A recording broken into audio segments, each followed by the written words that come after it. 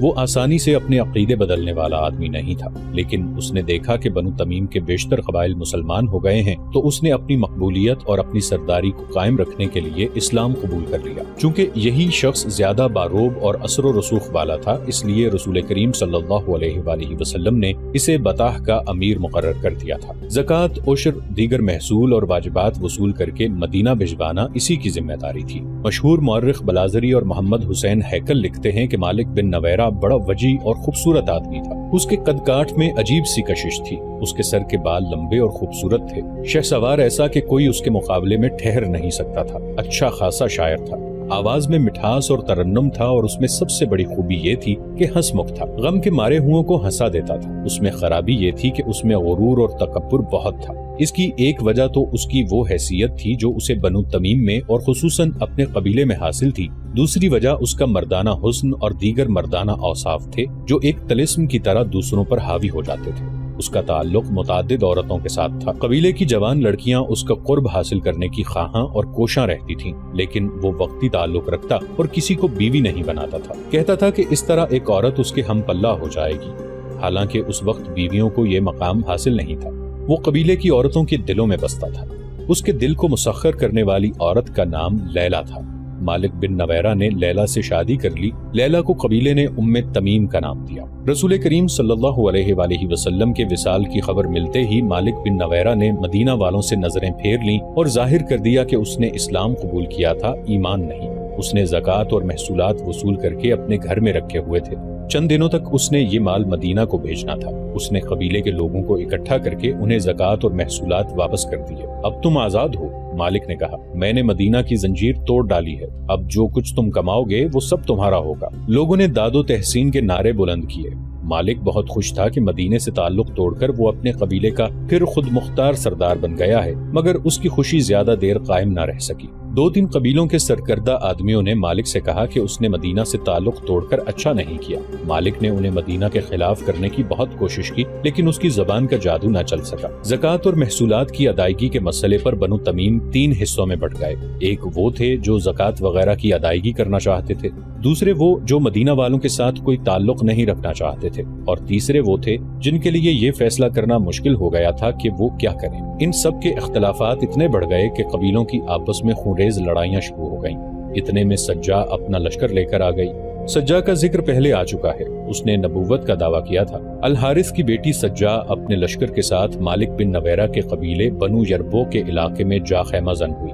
اس نے مالک بن نویرہ کو بلا کر کہا کہ وہ مدینہ پر حملہ کرنا چاہتی ہے، اگر تم اپنے قبیلے کو میرے لشکر میں شامل کر دو تو ہم مسلمانوں کو ہمیشہ کے لیے ختم کر سکتے ہیں۔ سجا نے کہا، تمہیں معلوم ہوگا کہ میں بنو یربو میں سے ہوں، خدا کی قسم۔ مالک بن نویرہ نے کہا، میں تمہارا دست راست بن جاؤں گا، لیکن ایک شرط ہے جو دراصل ہماری ضرورت ہے۔ تم دیکھ رہی ہو کہ بنو تمیم کے قبیلوں میں دشمنی پیدا ہو چکی ہے، ان سب کو مصالحت کی دعوت دے کر انہیں مدینہ پر حملے کے لیے تیار کریں گے۔ اگر یہ مصالحت پر آمادہ نہ ہوئے تو ہم انہیں تباہ و برباد کر دیں گے، اگر تم نے انہیں ختم نہ کیا تو یہ سب مل کر تمہارے خلاف ہو جائیں گے۔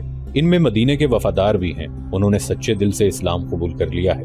مالک بن نویرہ کی خواہش یہ تھی کہ سجا کے لشکر کو ساتھ ملا کر بنی تمیم کے مسلمانوں کو اور اپنے دیگر مخالفین کو ختم کیا جائے۔ مورخین لکھتے ہیں کہ سجا مالک بن نویرہ کے مردانہ حسن و جلال سے متاثر ہو گئی تھی، اس نے مالک کی بات فوراً مان لی۔ دونوں نے تمام قبیلوں کے سرداروں کو مصالحت کے پیغام بھیجے۔ پیغام میں یہ بھی شامل تھا کہ مدینہ پر حملہ کیا جائے گا۔ صرف ایک قبیلے کا سردار وقی بن مالک تھا جس نے ان سے مصالحت قبول کر لی، باقی تمام قبیلوں نے انکار کر دیا۔ اس کے نتیجے میں سجا، مالک اور وقی کے متحدہ لشکر نے دوسرے قبیلوں پر حملہ کر دیا۔ بڑی خونریز لڑائیاں لڑی جانے لگی۔ بنو تمیم جو سخاوت، مہمان نوازی اور زبان کی چاشنی کے لیے مشہور تھے، ایک دوسرے کے لیے وحشی اور درندے بن گئے۔ بستیاں اجڑ گئیں، خون بہہ گیا، لاشیں بکھر گئیں۔ لیلا کو اپنے دروازے پر عورتوں کی آہو بکا سنائی تھی۔ کچھ عورتیں بین کر رہی تھیں، کیا میں بیوہ ہو گئی ہوں؟ لیلا ننگے پاؤں باہر کو دوڑی۔ وہ کہہ رہی تھی، مالک بن نویرہ کی لاش لائے ہیں۔ اس نے دروازہ کھولا تو باہر 10-12 عورتیں کھڑی بین کر رہی تھیں۔ لیلا کو دیکھ کر ان کی آہوزاری اور زیادہ بلند ہو گئی۔ 3 عورتوں نے اپنے بازوؤں پر ننھے ننھے بچوں کی لاشیں اٹھا رکھی تھیں۔ لاشوں پر جو کپڑے تھے وہ خون سے لال تھے۔ لیلا، کیا تو عورت ہے؟ ایک عورت اپنے بچے کی خون آلود لاش لیلا کے آگے کرتے ہوئے چلائی، تو عورت ہوتی تو اپنے خامند کا ہاتھ روکتی کہ بچوں کا خون نہ کر۔ یہ دیکھ، ایک اور عورت نے اپنے بچے کی لاش لیلا کے آگے کرتے ہوئے کہا، یہ بھی دیکھ، ایک اور بچے کی لاش لیلا کے آگے آ گئی، یہ دیکھ میرے بچے۔ ایک عورت نے اپنے 2 بچے لیلا کے سامنے کھڑے کر کے کہا، یہ یتیم ہو گئے ہیں۔ لیلا کو چکر آنے لگا، عورتوں نے اسے گھیر لیا اور چیخنے چلانے لگی، تو ڈائن ہے، تیرا خامند جلاد ہے، سجا کو نبوت کس نے دی؟ سجا تیرے خامند کی داشتہ ہے، سجا تیری سوکن ہے، تیرے گھر میں ہمارے گھروں کا لوٹا ہوا مال آ رہا ہے، مالک بن نویرہ تجھے ہمارے بچوں کا خون پلا رہا ہے، ہمارے تمام بچوں کو کاٹ کر پھینک دے، ہم سجا کی نبوت نہیں مانیں گی، ہمارے نبی محمد صلی اللہ علیہ وآلہ وسلم ہیں، محمد صلی اللہ علیہ وآلہ وسلم اللہ کے رسول ہیں۔ بستی کے لوگ اکٹھے ہو گئے، ان میں عورتیں زیادہ تھیں۔ لیلا نے اپنا حسین چہرہ اپنے ہاتھوں میں چھپا لیا، اس کا جسم ڈولنے لگا۔ 2 عورتوں نے اسے تھام لیا، اس نے اپنے سر کو زور زور سے جھٹکا اور وہ سنبھل گئی۔ اس نے عورتوں کی طرف دیکھا، میں تمہارے بچوں کے خون کی قیمت نہیں دے سکتی۔ لیلا نے کہا، میرا بچہ لے جاؤ اور اسے کاٹ کر ٹکڑے ٹکڑے کر دو، ہم چڑیلے نہیں۔ ایک شور اٹھا، ہم ڈائنے نہیں، لڑائی بند کراؤ، لوٹ مار اور قتل و غارت بند کراؤ، ہمارا خامند وکی بن مالک اور سجا کے ساتھ مل کر لوٹ مار کر رہا ہے، لڑائی بند ہو جائے گی۔ لیلا نے کہا، بچوں کی لاشیں اندر لے آؤ۔ مائیں اپنے بچوں کی لاشیں اندر لے گئیں۔ لیلا نے تینوں لاشیں اس پلنگ پر رکھ دیں جس پر وہ اور مالک بن نویرہ سویا کرتے تھے۔ مالک بن نویرہ لیلا کا پجاری تھا، اس پر لیلا کا حسن جادو کی طرح سوار تھا۔ اس زمانے میں سردار اپنی بیویوں کو لڑائی میں اپنے ساتھ رکھتے تھے، لیکن یہ لڑائی اس قسم کی تھی کہ مالک لیلا کو اپنے ساتھ نہیں رکھ سکتا تھا، لیلا سے وہ زیادہ دیر تک دور بھی نہیں رکھ سکتا تھا۔ اگر کہیں قریب ہوتا تو رات کو لیلا کے پاس آ جایا کرتا تھا۔ وہ اس رات آ گیا۔ کیا اس پلنگ پر کوئی سویا ہوا ہے؟ مالک بن نویرہ نے پوچھا۔ نہیں، لیلا نے کہا، تمہارے لیے ایک تحفہ ڈھانپ کر رکھا ہوا ہے، 3 پھول ہیں لیکن مرجھا گئے ہیں۔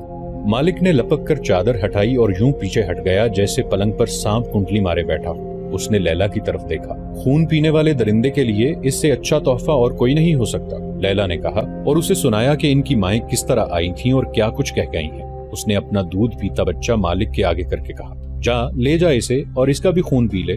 لیلا نے کہا، کیا تو وہ مالک بن نویرہ ہے جسے لوگ ہنسمکھ کہا کرتے ہیں؟ کیا یہ ہے تیری سخاوت اور شجاعت کہ تو ایک عورت کے جال میں آ کر لوٹ مار کرتا پھر رہا ہے؟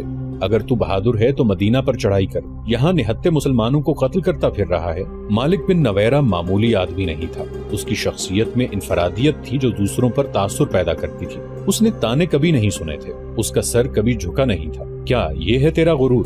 لیلا نے اسے خاموش کھڑا دیکھ کر کہا، کیا تو ان معصوم بچوں کی لاشوں پر تکبر کرے گا؟ ایک عورت کی خاطر ایک عورت نے تیرا غرور اور تکبر توڑ کر تجھے قاتل اور ڈاکو بنا دیا ہے۔ میں اپنے بچے کو تیرے پاس چھوڑ کر جا رہی ہوں، پیچھے سے ایک تیر میری پیٹھ میں اتار دینا۔ لیلا، مالک بن نویرہ گرج کر بولا مگر بجھ کر رہ گیا اور مجرم سی آواز میں کہنے لگا، میں کسی عورت کے جال میں نہیں آیا۔ جھوٹ نہ بول مالک، لیلا نے کہا، میں جا رہی ہوں، سجا کو لے آ یہاں۔ یہ یاد رکھ لے، تیری سرداری، تیری خوبصورتی، تیری شاعری اور تیری خونخاری تجھے ان مرے ہوئے بچوں کی ماؤں کی آہوں اور فریادوں سے بچا نہیں سکیں گی۔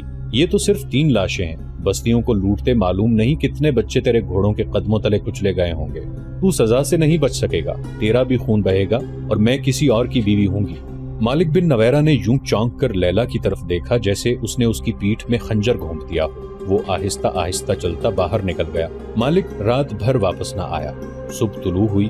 بطاح جو بارونق بستی تھی ایک ایسے مریض کی طرح دکھائی دے رہی تھی جو کبھی خوبرو جواں ہوا کرتا تھا، اب اس کا چہرہ بے نور اور آنکھوں میں موت کا خوف رچا ہوا تھا۔ بطاح کی عورتوں کے چہروں پر مردنی چھائی ہوئی تھی۔ یہ اس ماردھاڑ کا نتیجہ تھا جو بنو تمیم میں ہو رہی تھی۔ سورج کی پہلی کرنیں آئیں تو بطاح کی گلیوں میں ڈری ڈری سی داخل ہوئی۔ اس وقت سورج کچھ اوپر اٹھایا تھا جب بطاح میں ہڑبونگ مچ گئی۔ بعض عورتیں بچوں کو اٹھا کر گھروں کو دوڑ گئیں اور اندر سے دروازے بند کر لیے۔ کچھ عورتیں اپنے جواں سال بیٹوں کو لے کر اس بستی سے نکل گئیں۔ وہ کہیں چھپ جانے کو جا رہی تھی۔ بوڑھے آدمی کمانے اور ترکش اٹھائے چھتوں پر چڑھ گئے۔ بوڑھوں کے علاوہ جو آدمی بستی میں تھے انہوں نے برچیاں اور تلواریں نکال لی۔ کسی نے بڑی بلند آواز سے کہہ دیا کہ دشمن کا لشکر آ رہا ہے۔ دور زمین سے جو گرد اٹھ رہی تھی وہ کسی لشکر کی ہی ہو سکتی تھی۔ بطاح میں جوان آدمی کم ہی رہ گئے تھے، سب مالک بن نویرہ کے ساتھ دوسرے قبیلوں کی لڑائی میں چلے گئے تھے۔ بطاح میں جو رہ گئے تھے ان پر خوف و ہراس طاری ہو گیا تھا۔ لیلا کے گھر میں پلنگ پر 3 بچوں کی لاشیں پڑی تھیں اور وہ اپنے بچے کو سینے سے لگائے اپنے قلعہ نما مکان کی چھت پر کھڑی تھی۔ وہ بار بار اپنے بچے کو دیکھتی اور چومتی تھی۔ وہ شاید یہ سوچ رہی تھی کہ بچوں کے خون کا انتقام اس کے بچے سے لیا جائے گا۔ زمین سے اٹھتی ہوئی گرد بہت قریب آ گئی تھی اور اس میں گھوڑے اور اونٹ ذرا ذرا دکھائی دینے لگے تھے۔ ہوشیار بنو یربو، خبردار! بطاح میں کسی کی آواز سنائی تھی، جانیں لڑا دو، ڈرنا نہیں۔ لشکر گرد سے نکل آیا اور قریب آ گیا۔ بستی کے کئی ایک آدمی گھوڑوں پر سوار، ہاتھوں میں برچیاں اور تلواریں لیے آگے چلے گئے۔ ان کا انجام ظاہر تھا، لیکن انہیں اپنی طرف آتے دیکھ کر لشکر کی ترتیب میں کوئی فرق نہ آیا۔ آگے جا کر وہ لشکر کا حصہ بن گئے۔ اپنے ہیں، انہوں نے نعرے لگائے، اپنے ہیں، مالک بن نویرہ ہے، لڑائی ختم ہو گئی ہے۔ بطاح میں سے بھی نعرے گرجنے لگے۔ لوگوں نے آگے بڑھ کر اپنے لشکر کا استقبال کیا۔ مالک بن نویرہ کہیں بھی نہ رکا، وہ سیدھا اپنے گھر کے دروازے پر آیا اور گھوڑے سے کود کر اندر چلا گیا۔ اسے لیلا صحن میں کھڑی ملی۔ اس کے دلکش چہرے پہ اداسی اور اس کی آنکھیں بجھی بجھی سی تھی، جن پر قبیلے کے جوان جانیں قربان کرنے کو تیار رہتے تھے۔ میں نے تیرا حکم مانا ہے لیلا، لڑائی ختم کر دی ہے، ہم ایک دوسرے کے قیدی واپس کر دیں گے۔ میں نے سجاد سے تعلق توڑ لیا ہے، اس پھول سے چہرے سے اداسی دھو ڈالو۔ لیلا اداس بیٹھی رہی۔ مالک نے اسے بہلانے کی بہت کوشش کی، لیکن لیلا کا چہرہ بجھا ہی رہا۔ میرے دل پر ایک خوف بیٹھ گیا ہے، لیلا نے کہا۔ کیسا خوف؟ مالک نے پوچھا۔ کس کا خوف؟ سزا کا، لیلا نے کہا، انتقام کا۔ سجا اکیلی رہ گئی۔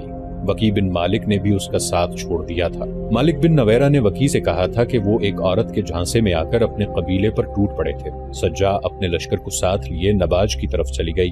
پہلے بتایا جا چکا ہے کہ وہ یمامہ پر حملہ کرنے گئی تھی، لیکن مسیلمہ کے جال میں آ گئی اور مسیلمہ نے اسے اپنی بیوی بنا لیا۔ مالک بن نویرہ کے گناہوں کی سزا شروع ہو چکی تھی۔ وکی بن مالک جو اس کا دستے راست تھا، اس کا ساتھ چھوڑ گیا اور مسلمانوں سے جا ملا۔ مالک بن نویرہ نے اسے روکا تھا، اگر ہم دونوں الگ ہو گئے تو مسلمان ہمیں کچل کے رکھ دیں گے۔ مالک نے وکی سے کہا تھا، ہم دونوں مل کر ان کا مقابلہ کر سکتے ہیں، ہمیں زندہ رہنا ہے مالک۔ وکی نے کہا تھا، مدینہ کی فوج کا مقابلہ کس نے کیا ہے؟ غطفان ہار گئے، طے ہار گئے، بنو سلیم، بنو اسد، حوازن، کوئی بھی مسلمانوں کے آگے ٹھہر نہ سکا۔ پھر سب اکٹھے ہوئے اور زمل سلمہ کو بھی ساتھ ملا لیا۔ کیا تم نہیں جانتے مالک، الولید کے بیٹے خالد نے انہیں کس طرح بھگا دیا ہے؟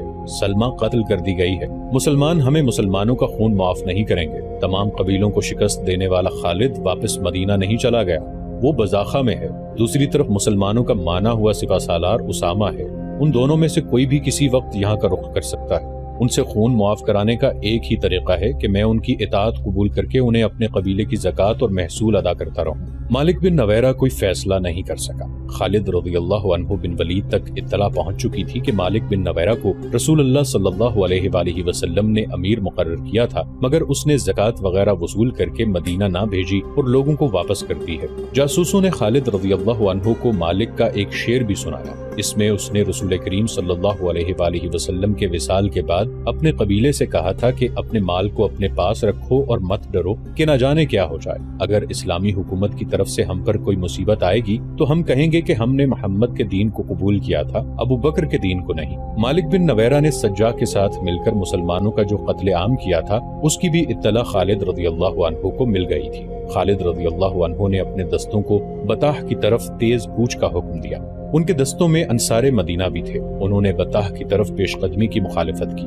خدا کی قسم، خالد رضی اللہ عنہ نے کہا، میں اپنی سپاہ میں پہلے آدمی دیکھ رہا ہوں جو اپنے امیر اور سالار کی حکم ودولی کر رہے ہیں۔ اسے حکم ودولی سمجھیں یا کچھ بھی سمجھیں۔ انصار کی نمائندگی کرنے والے نے کہا، خلیفۃ المسلمین کا حکم یہ تھا کہ طلحہ کو مطیع کر کے اس کے علاقے میں رسول اللہ صلی اللہ علیہ وآلہ وسلم کی قائم کی ہوئی عملداری کو بحال کریں، اور جو جنگ پہ اتر آئے اس سے جنگ کریں اور بزاخہ میں اگلے حکم کا انتظار کریں۔ ہم جانتے ہیں کہ مدینہ سے ایسا کوئی حکم نہیں آیا کہ ہم بطاح پر حملے کے لیے جائیں۔ کیا تم میں سے کوئی ایسا ہے جسے یہ معلوم نہ ہو کہ میں تمہارا امیر اور سپہ سالار ہوں؟ خالد رضی اللہ عنہ بن ولید نے پوچھا، اور سب کی طرف دیکھنے لگے۔ انہیں کوئی جواب نہ ملا تو انہوں نے کہا، میں نہیں جانتا کہ خلیفۃ المسلمین کے ساتھ تم کیا معاہدہ کر کے آئے ہو۔ میں یہ جانتا ہوں کہ خلیفہ نے مجھے یہ حکم دیا تھا کہ جہاں بھی اسلام سے انحراف کی خبر ملے اور جہاں بھی مدینہ کے ساتھ کیے ہوئے معاہدوں کی خلاف ورزی نظر آئے، وہاں تک جاؤ اور اسلام کا تحفظ کرو۔ میں سپہ سالار ہوں۔ اپنی ذمہ داریاں پوری کرنے کے لیے اگر مجھے کوئی ایسی کارروائی کرنی پڑے گی جو خلیفہ کے احکام میں شامل نہیں ہوگی تو میں وہ کارروائی ضرور کروں گا۔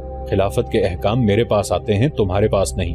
ہم نے کوئی قاصد آتے نہیں دیکھا، انصار میں سے کسی نے کہا۔ میں اس کا جواب دینا ضروری نہیں سمجھتا، خالد رضی اللہ عنہ نے جھنجھلا کر کہا، اور میں کسی ایسے آدمی کو اپنی سپاہ میں نہیں دیکھنا چاہتا جس کے دل میں ذرا سا بھی شک و شبہ ہو۔ مجھے اللہ کی خوشنودی چاہیے۔ اگر تمہیں اپنی ذات کی خوشنودی چاہیے تو جاؤ، اپنے آپ کو خوش کرو، میرے لیے مہاجرین کافی ہیں اور میرے ساتھ جو 9 مسلم ہیں میں انہیں بھی کافی سمجھتا ہوں۔ مشہور مورخ طبری نے لکھا ہے کہ ابو بکر رضی اللہ عنہ نے اپنے احکام میں یہ شامل کیا تھا کہ بنو اسد کے سردار طلحہ کی سرکوبی کے بعد خالد رضی اللہ عنہ کے دستے بطاح تک جائیں گے، جہاں کے امیر مالک بن نویرہ نے زکوٰۃ اور محصولات کی ادائیگی نہیں کی اور وہ اسلام سے منحرف ہو کر اسلام کا دشمن بن گیا ہے۔ طبری اور دیگر مورخوں نے یہ بھی لکھا ہے کہ انصار بزاخہ میں رہ گئے اور خالد رضی اللہ عنہ اپنے مجاہدین کو ان کے بغیر بطاح لے گئے۔ جب یہ لشکر بزاخہ سے چلا تو انصار نے باہم صلاح مشورہ کیا۔ وہ محسوس کرنے لگے تھے کہ اتنی دور سے اکٹھے آئے تھے، اکٹھے لڑائیاں لڑیں اور اب ہم میں پھوٹ پڑ گئی ہے، ہمیں پیچھے نہیں رہنا چاہیے تھا، اور اس لیے بھی ہمیں پیچھے نہیں رہنا چاہیے تھا۔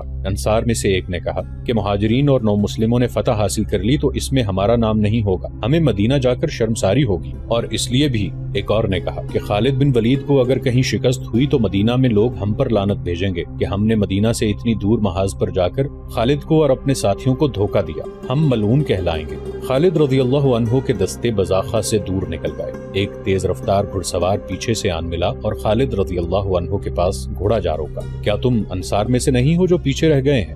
خالد رضی اللہ عنہ نے پوچھا۔ ہاں امیر لشکر، سوار نے کہا، میں انہی میں سے ہوں، انہوں نے بھیجا ہے کہ میں آپ سے کہوں کہ ان کا انتظار کریں، وہ آ رہے ہیں۔ خالد رضی اللہ عنہ بن ولید نے اپنے دستوں کو روک لیا۔ کچھ دیر بعد تمام انصار آ گئے اور دستے بطاح کی طرف روانہ ہو گئے۔ لیلا، بطاح میں مالک بن نویرہ اپنی بیوی سے کہہ رہا تھا، تو نے مجھے محبت دی ہے، تیری ذات نے میرے شعروں میں نئی روح ڈالی ہے، اب مجھے حوصلہ دو لیلا، میرے دل میں خوف نے آشیانہ بنا لیا ہے۔ میں نے تجھے پہلے دن کہا تھا کہ غرور اور تکبر چھوڑ دے مالک، لیلا نے کہا، لیکن تم اتنی دور نکل گئے کہ انسانوں کو چیونٹیاں سمجھ کر مسل ڈالا۔ مت یاد دلا مجھے میرے گناہ لیلا، مالک بن نویرہ نے کہا، گناہوں نے میری بہادری کو ڈس لیا ہے، آج کیا بات ہو گئی ہے کہ تم پر اتنا خوف طاری ہو گیا ہے؟ بات پوچھتی ہو لیلا؟ مالک بن نویرہ نے کہا، یہ موت کی بات ہے، میرا دل گواہی دے رہا ہے کہ میرا تیرا ساتھ ختم ہو رہا ہے، میں نے اپنے جاسوس بڑی دور دور تک بھیج رکھے ہیں، آج ایک جاسوس آیا ہے، اس نے بتایا ہے کہ مسلمانوں کا لشکر بڑی تیزی سے ادھر آ رہا ہے، اگر لشکر کی یہی رفتار رہی تو پرسوں شام تک یہاں پہنچ جائے گا، پھر تیاری کرو۔ لیلا نے کہا، قبیلوں کو اکٹھا کرو، کوئی میرا ساتھ نہیں دے گا۔ مالک نے ڈرے ہوئے لہجے میں کہا، میں نے وکی اور سجا کے ساتھ مل کر اپنے قبیلوں کا جو خون بہایا ہے وہ کوئی نہیں بخشے گا، ان سے مصالحت تو کر لی تھی لیکن دل پھٹے ہوئے ہیں، میرے قبیلے کی مدد کو کوئی نہیں آئے گا، پھر آگے بڑھو اور مسلمانوں کے سپہ سالار سے کہو کہ تم نے اسلام ترک نہیں کیا۔ لیلا نے کہا، شاید وہ تمہیں بخش دیں۔ نہیں بخشیں گے، انہوں نے کسی کو نہیں بخشا۔ مالک بن نویرہ پر خوف طاری ہوتا چلا گیا، اسے خبریں مل رہی تھیں کہ خالد رضی اللہ عنہ کا لشکر قریب آ رہا ہے۔ اس نے اپنے قبیلے کو اکٹھا کیا۔ اے بنو ابو یربو، اس نے قبیلے سے کہا، ہم سے غلطی ہوئی کہ ہم نے مدینہ کی حکمرانی کو تسلیم کیا اور ان سے منحرف ہو گئے، انہوں نے ہمیں اپنا مذہب دیا جو ہم نے قبول کیا، پھر نافرمان ہو گئے، وہ آ رہے ہیں، سب اپنے گھروں کو چلے جاؤ اور دروازے بند کر لو، یہ نشانی ہے کہ تم ان کے خلاف ہتھیار نہیں اٹھاؤ گے، ان کے بلانے پر ان کے سامنے نہتے جاؤ، کچھ فائدہ نہ ہوگا مقابلے میں، جاؤ اپنے گھروں کو چلے جاؤ۔